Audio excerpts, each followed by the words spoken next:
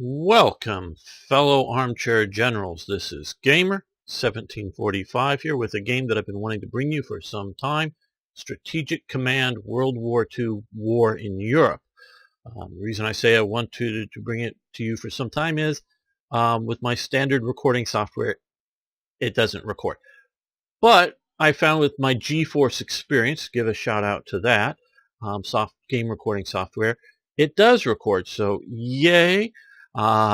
Any feedback, sound levels, video, I'm not sure what, having a problem with, think should be changed, let me know. We may see what we can do, but so feedback is really cool. This is a really good game.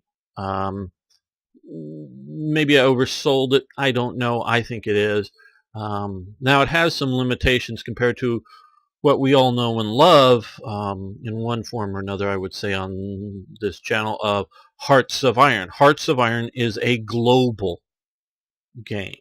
It has the greatest possible ambition of doing every aspect of every country during the time period. In this, the very well-developed Hearts of Iron 3 with Black Ice.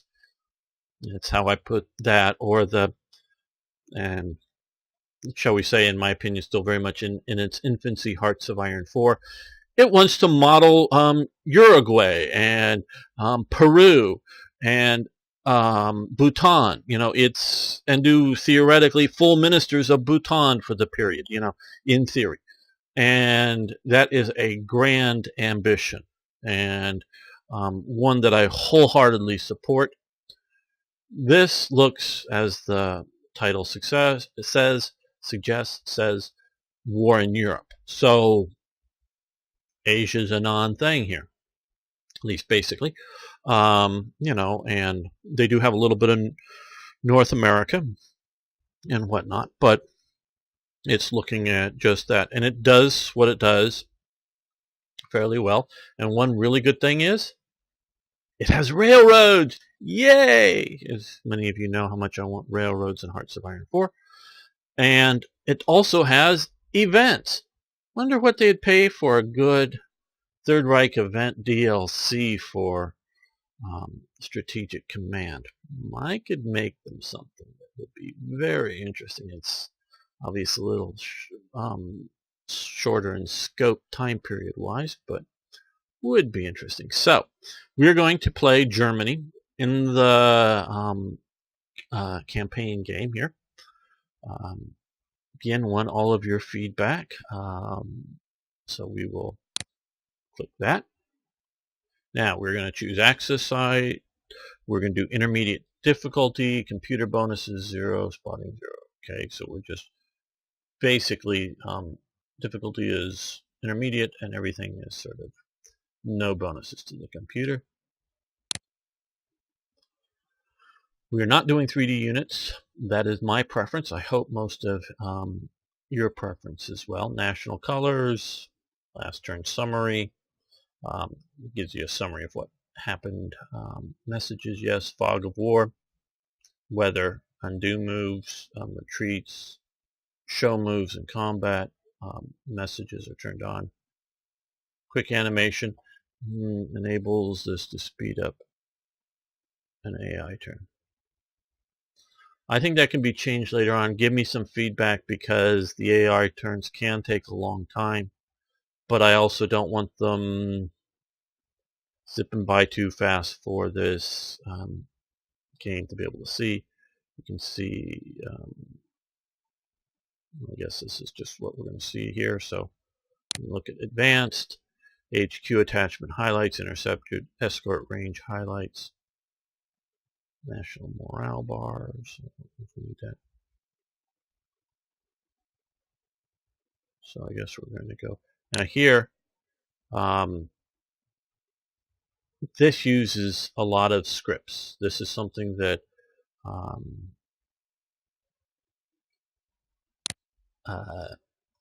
Hearts of Iron 4 in their AI elements very much wants to stay away from.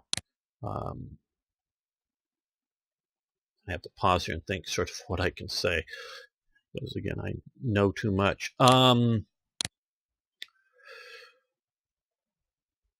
they definitely had, and whether you technically, and I'm not an AI programmer, and this is just convoys. You can look at partisan scripts, you can look at mobilization scripts for nations here, and you can change and adjust things. These kinds of things. You can do all kinds of stuff here, and we're not going to go in there. Whether they would be exactly hard-coded, scripted things, how you call it, they want to avoid that with their dynamic AIs. Let me say it this way. A year plus ago and I know we're taking a while to start this, but I think it's worth it. A year plus ago when Hearts of Iron 4 originally came out, I sort of understood that the idea is, hey, we want to do this good, smart AIs that aren't hard-coded, scripted like they had in Hearts of Iron 3. We want it to be more dynamic, realistic, but dynamic. We want that to be that way. Well, has it worked out so far? I think most people would say no, in large part. And I would have to ask, are you almost there yet to getting it work good? I don't know whether they think so or not. But, we're getting in a little much more. I would just go with some things hard-coded, scripted until they can get their dynamic AI working. But they obviously have a reluctance to do so, as we've seen, because they haven't done so, and the thing I think most people complain most about in Hearts of Iron 3 is the AI.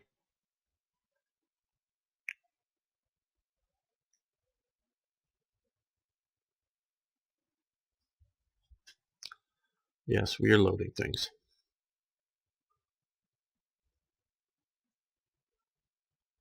This does have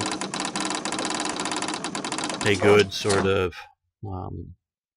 seemingly, and I have not played. I played like through the Polish campaign several times, and I played some other stuff, but I've never played very far in it. Mostly just because I want to play it for you, for the channel, and not just for myself as a basic thing. And so just time that I haven't gone very far, but so I know the basics of this. So if any of you want to post corrections, suggestions about the gameplay, please do so. I would gladly have it. I want to learn how to do this well. And I really do hope you will enjoy watching this. I will be making a reasonable amount of this series, even if it's, whatever the feedback is. But you can see how far and how long we go. Okay, just quickly, you can see that there is a mini map here. This is obviously, like I said, it's war in Europe, but obviously it does cover North Africa, the sort of near and Middle East, and into Persia at the time. It does include the sort of tip of North America here, so that you get the convoy kind of experience. So you have that, and various buttons I'm sure we will be looking at over time. Okay, we are finally in a position to undo the diktats of the Versailles Treaty, which so weakened our country after the end of the last war.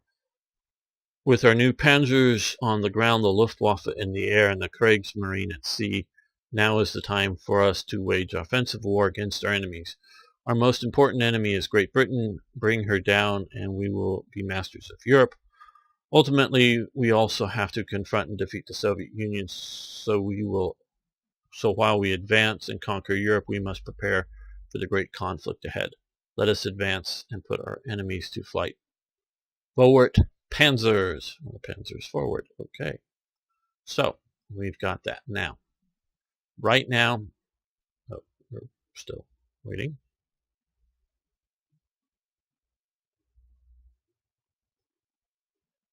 There we go.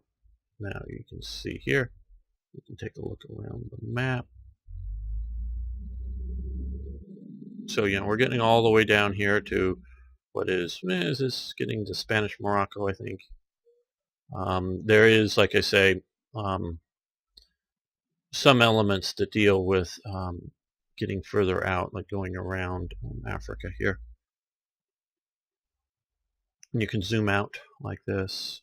Sort of with at least with my scroll button, it seems to want to do big, huge jumps. So give the sort of full area. These are convoy lanes to the Red Sea and Persian Gulf from over here. And so there's Philadelphia, New York, Boston. You got the Canadian elements. So it's sort of, the greater European theater of war. Doesn't quite get into Ethiopia. But you can see down here, we can theoretically, I haven't gotten it super far this way, getting around here, fighting wars and all this. So we will see. I just want to give you a quick tour because a lot of you are strategic World War II gamers. So this is your classic counters game. You need to pay attention to things like the number of X's. 4 X's are a corps, 3 X's are a division. So this would be a division. This is a corps. Even though they're both 10s, this is a 10 strength corps, not a 10 strength division. This is facing off against the corps. So you need to keep those kinds of things in mind when we are doing things. Obviously, these are a air unit here, medium bombers. Click on those, you can see that. Here we go with tactical bombers, fighters, and that type of thing. So these are command units here. I'm not exactly sure how to attach more elements to a command unit. Like I say, I played some, but not huge amounts. So let's get started. We're going to need to take Warsaw basically to defeat the Poles. So let's grab these tactical bombers and we're going to bomb. Interceptors fly from there, which are our escorts. Did that.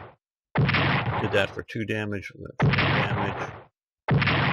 And we got 1 damage back there. So let's come down here.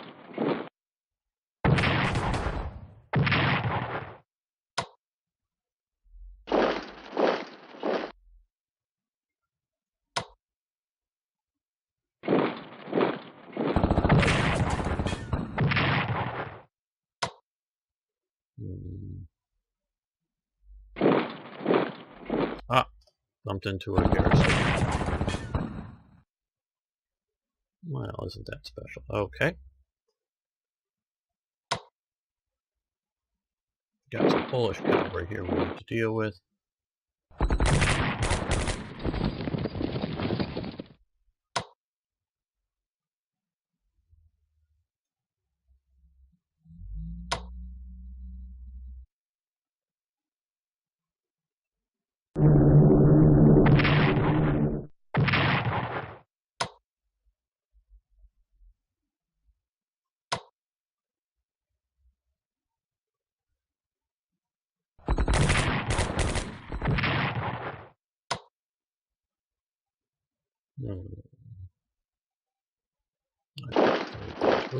And we ended up contacting some more Polish cavalry.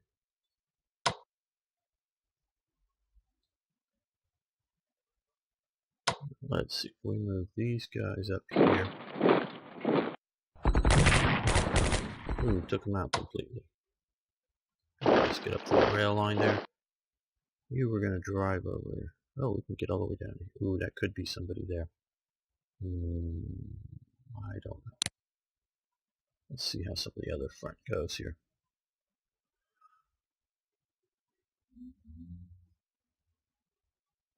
Now we've got 2 corps with cavalry support here.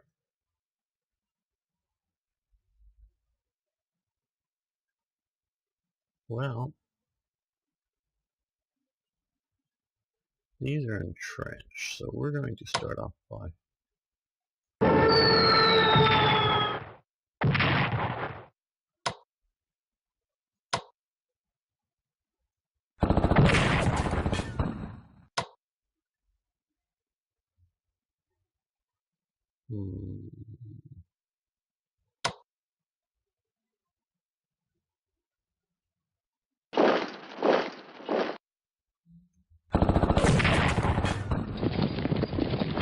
well, that's good.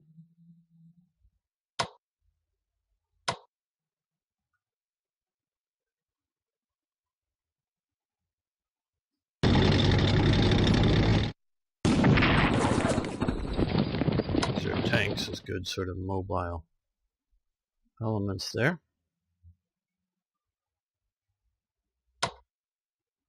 Now we're going to move up there. Just concentrate on taking down these guys here.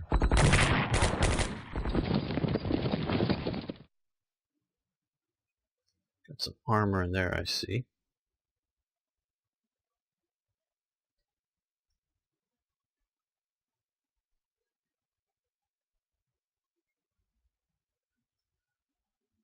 Well,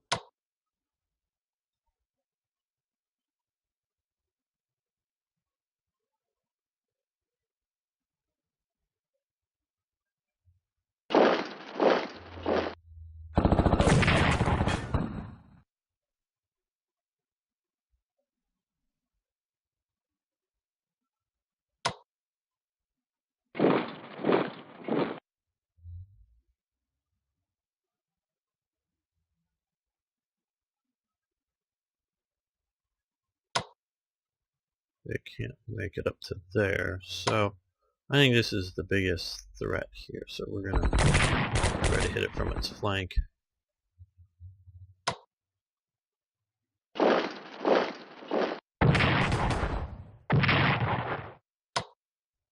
we go.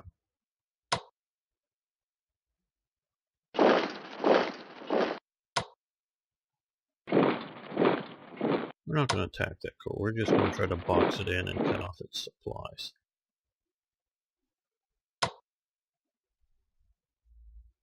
Who dares wins.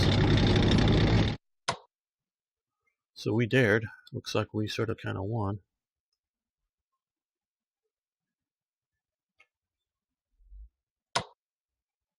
Let's move up against these guys here, and we're not going to attack them, just try to sort of pin them there.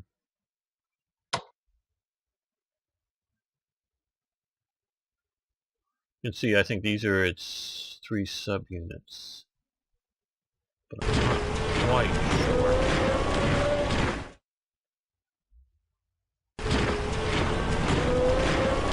Just how best to use them.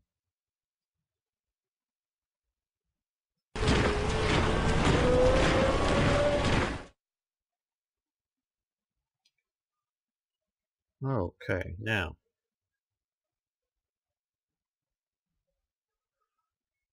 what we also need to look at is some of the other elements here. These we can select 2 countries. Those are the sort of 2 countries. Slovakia is a puppet of ours, of Germany's. But this we can look at available MPP, military purchase power or something, I'm not sure. Costs of units, types of units. Well, right now we only have 50, so as you can see, costs vary from thing to thing. Not that we might be able to find something. We can't even buy a armored train, which is cool that they have them. We'll see how that works. And Italy also. So we're going to close this screen. I don't think we have any new units now because it's grayed off. We can see this to get various views.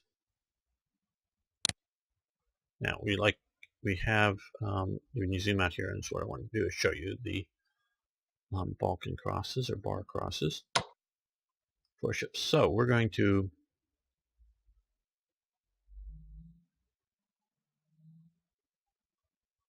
well,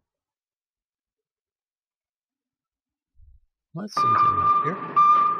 See if you can disrupt this line of supplier communication or production. I'm not quite sure if it's active at the moment.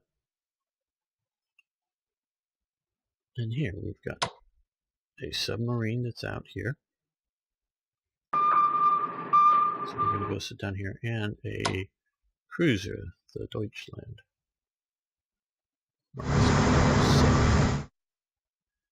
On that, the red ones I believe are active supply lines. Or purchase production or MPP. You'll see in a minute. Lines. Okay. Well, this is U35, U47. In here.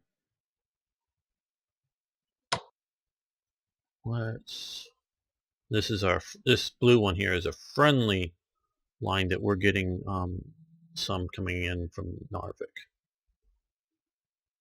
which can be cut off by the enemy, or disrupted or intercepted. But I want to send my subs out. These may not always be all the smartest moves or anything like that. We very well may play this again a few more times.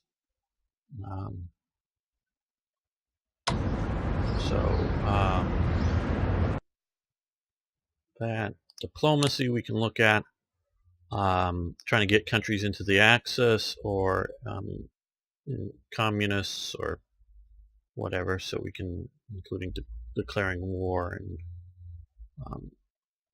things like that. Research. This also has a research track. So we are currently doing these research, getting along. Italy is doing those. And reports. Look at statistical reports. I've never been terribly interested in that so much for most games. Now I want to move this cord down here. So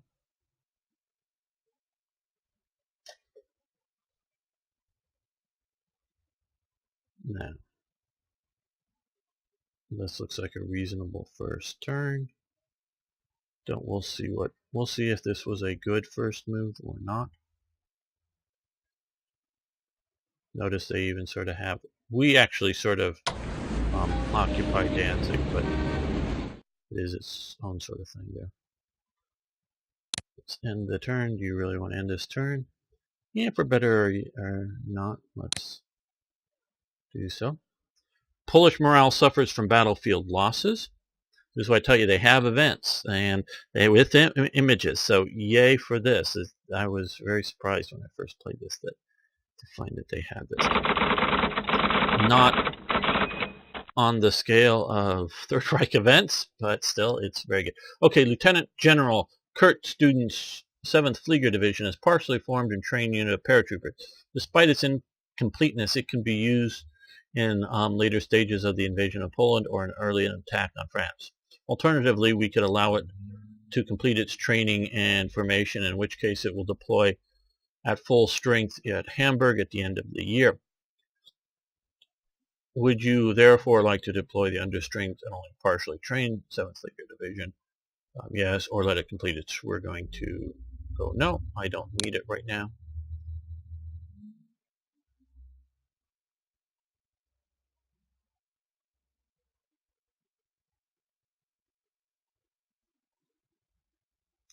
Okay, United Kingdom declares war on us.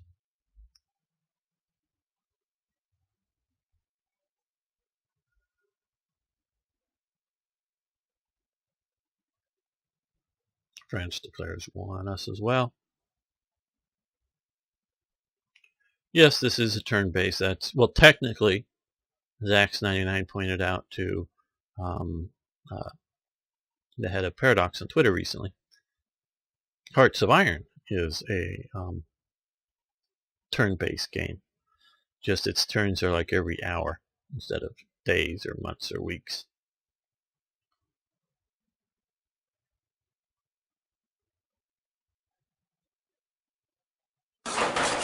Okay, so as you can see here, Germany and its miners collect 163 MPP, plus 40 from Norway and 28 from Sweden. As it points out, this is summer. It will change at different times of the year, so we get 231, and Italy collects 69. Calculating supply. It does calculate. It doesn't consume or have supplies, but it does calculate supply, as in our units in supply or not, and it affects how they can operate.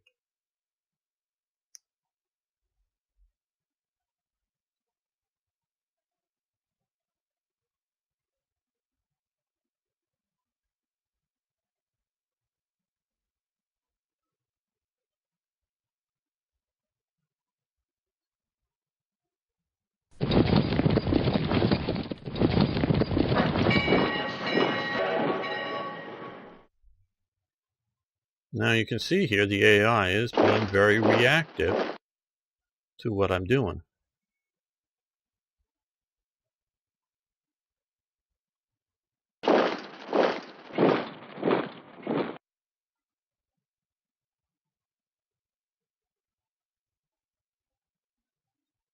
In some ways, this map is more historically correct than your Hearts of Iron 4.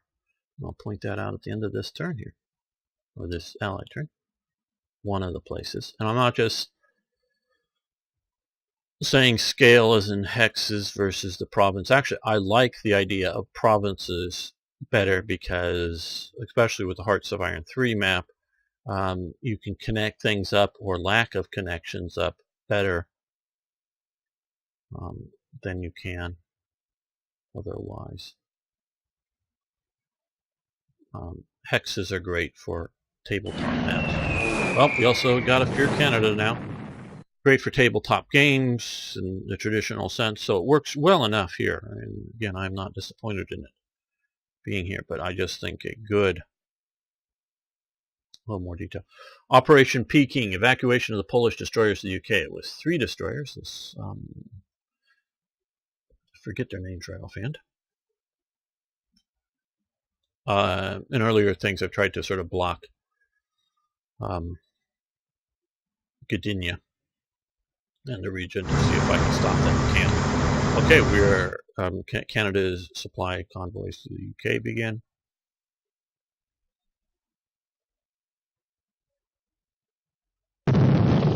Axis Raider disrupt Canada to UK convoys.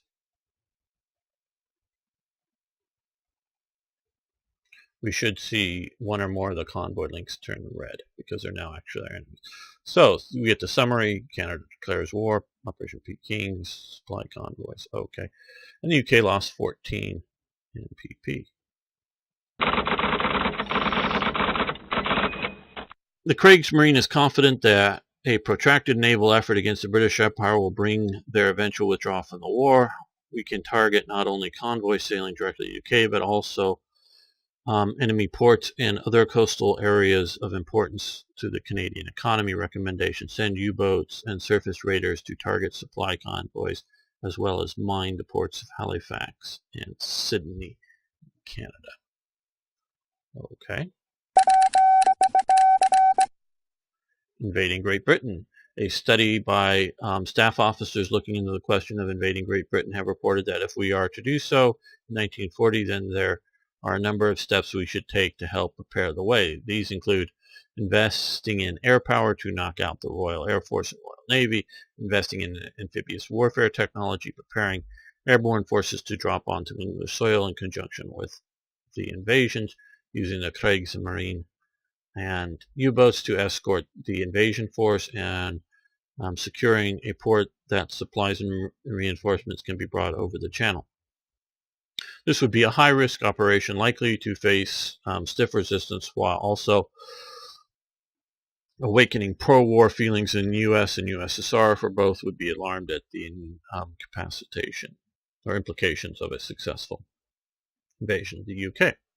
So basically this is sort of warning us that we could try this. We may be successful, going to be risky, and of course I would say probably the first time or something would be the learning experience, and 2 or 3 times down the road we might be able to get it to where we do it well. And 3, might bring in the US and USSR early, so be careful about that. At least that's how I'm reading it. I haven't played that far into getting ready for that. Okay, so now, as we can see, we now have a bunch of red supply lines because those are now enemy, where before they were neutral. We're sitting on here. Now they will start noticing that we are taking out and damaging supply lines. Yeah, I'm going to, well, I'm going to not move him and let him continue here. He's here. This is still some neutral line, maybe to or from, but we'll come up to here and see if we can disrupt it even more.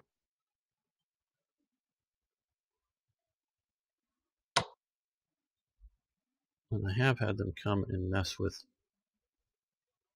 all the way up to here.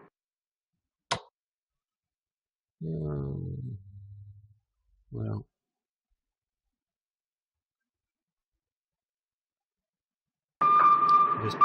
and I bumped into enemy contact here. Okay. If we would have gone right on through, that would have even been worse, I think. Let's see if we can evade them. So, okay, well. Now we are... Oh, I was going to mention here.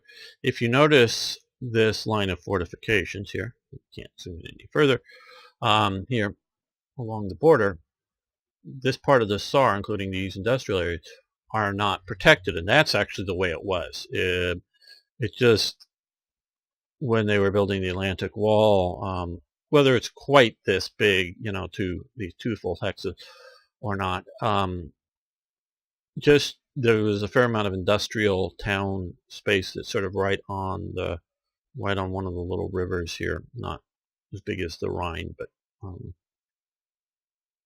whatever this, I forget, whatever this part of this river is here. And river names are needed. River names are needed. That includes for Hearts of Iron 4 too. And so it was just impractical to do a decent defensive position, because you'd have to move a lot of things, and still a lot of the industrial capabilities would still be within range of attack. So they didn't bother with doing the defensive lines there. They put them behind it. So that was where the one French offensive, the Saar offensive, happened. Okay, now looking at this, we need to take Warsaw. There in the way.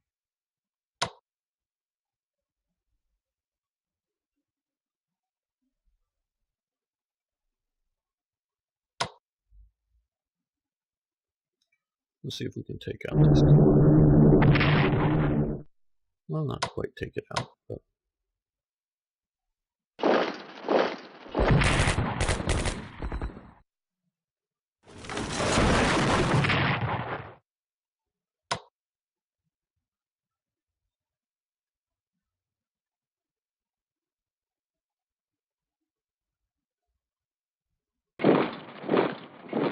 well, that won't go very successful for us, will it?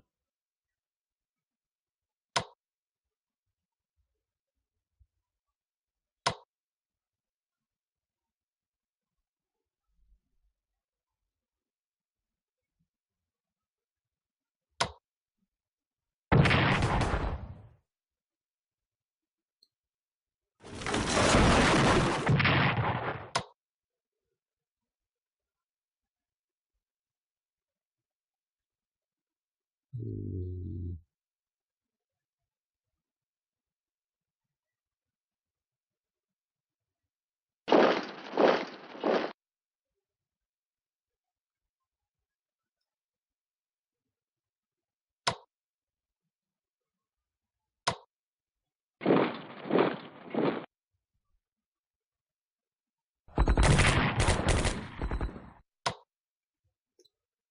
that will open right now. I'm not quite getting to there.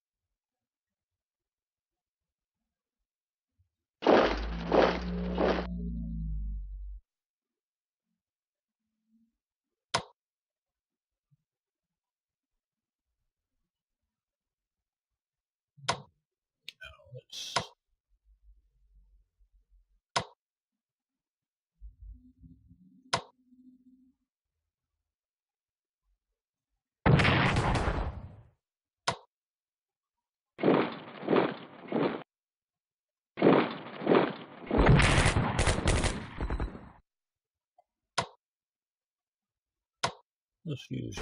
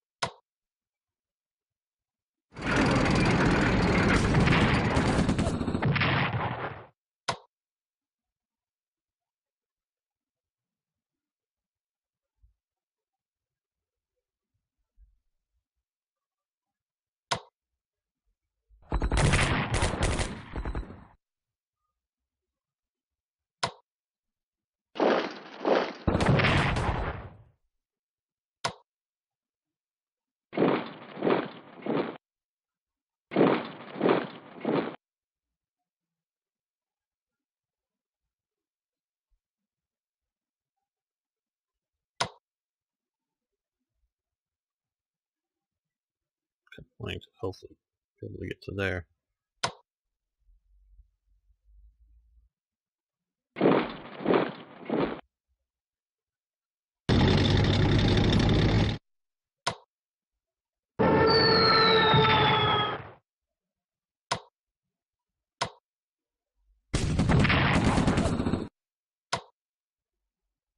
Okay, a little more forward movement.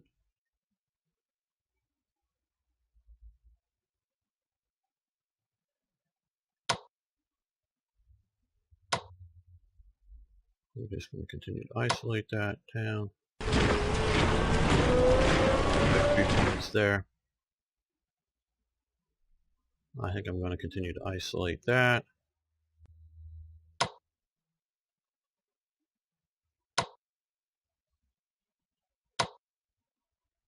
Yeah.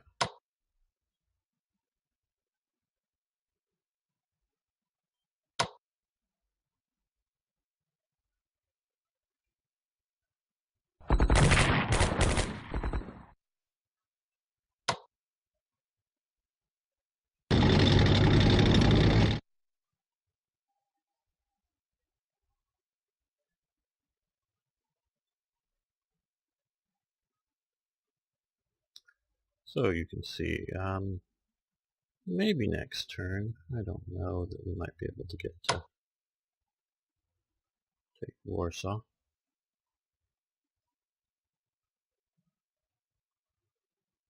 Now, let's see what we can see about purchasing. Okay, we have 280 1 points here. So we can, oh, sorry, I made a mistake.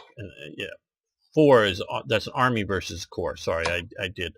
Divisions here, garrison or tanks are divisions they don't have. I know I said before, corps, and corps and divisions. No, it's corps and armies.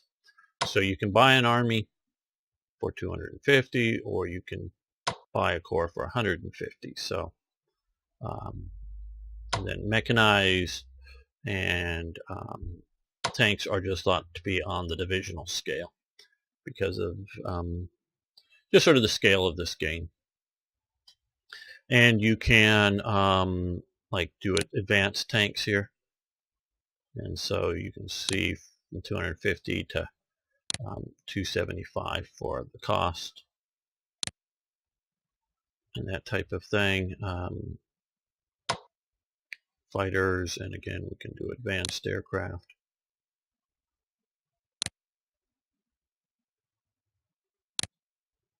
I think it's going to basically sort of bankrupt us.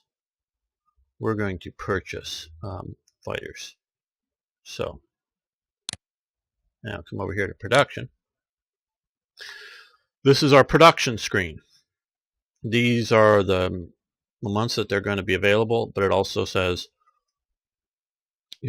January 1, 1940 for the Paras, 25th of February 41 for this battleship, the Seton. I didn't think the Seton was a battleship, but okay.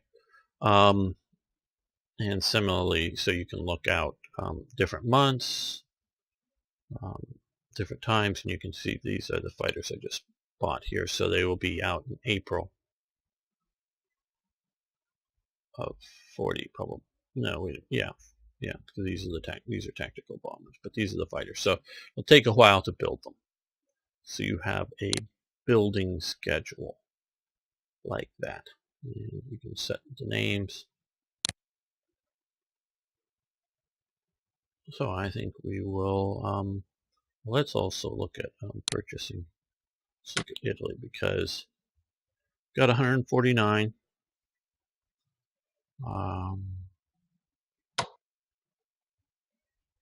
Basically all we can afford is some air, so we're not going to purchase anything at the moment.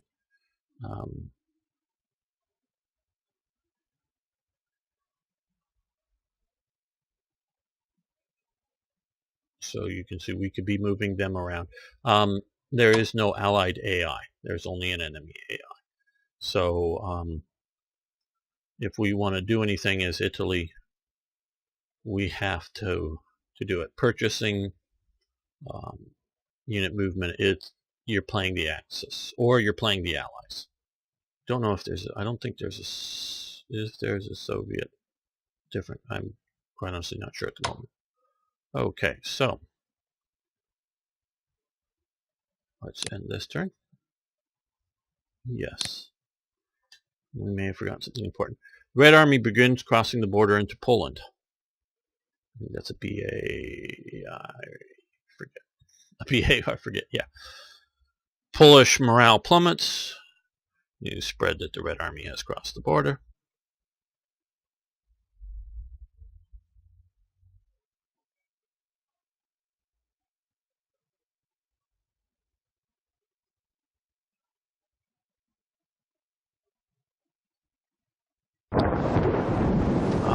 We're hit by rough seas out here. Okay. For a minute I thought we were going to be hit by. So now that it's fall, you can see we're getting this, and Gilly is getting that.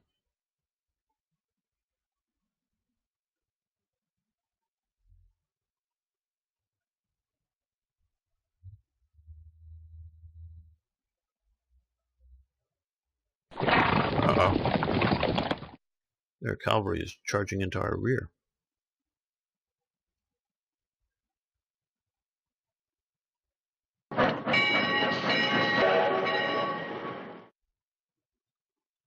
They are strengthening up their units there.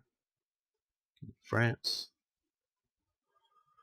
Yeah, maybe I should have been strengthening some of those units. This could be very unfortunate out here if they sink this guy.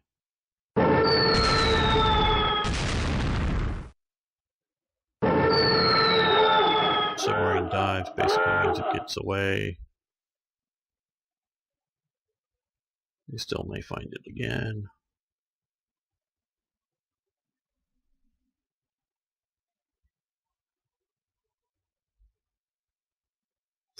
but you can spend money and replenish a understrength unit. Like I say, it costs, and I do believe you need to do it before combat and before movement, and then you don't get to move or go into combat. It may be able to defend itself, I think, but it's a British Expeditionary Force arrives in France. Okay.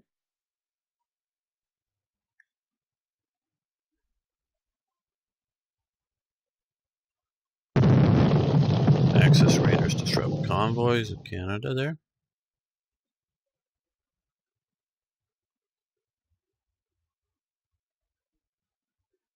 Okay, so we, from the two things, 13 and 12, we've disrupted them on the same convoy track.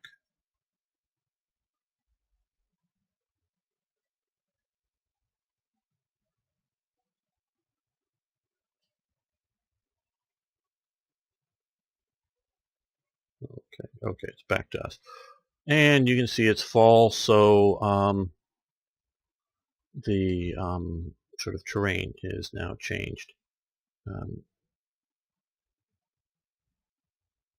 Here, colors, and it does affect movement and other things. Well, I'm going to end this episode here. I want to thank everyone for watching. I want to thank, if you would, please, for liking the videos. I do appreciate that. And of course, please post questions, comments, suggestions, ideas. Any of you who've already played this game, I could really use whatever advice you may have, because I'd like to learn it well, and which will help me teach others the game. So thanks so much. See you next time for more Strategic Command World War II War in Europe.